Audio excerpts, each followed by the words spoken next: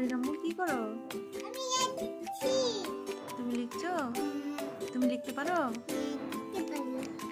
কি লিখছো আম্মু? ABCD লিখছো?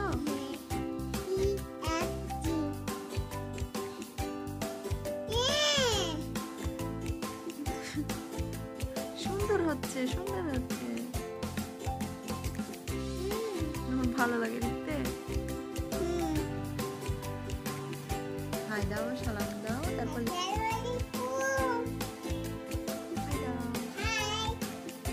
বলো তুমি এখন কি করছো? তুমি এখন লিখছো? দেখো সুন্দর হয়েছে আম্মু।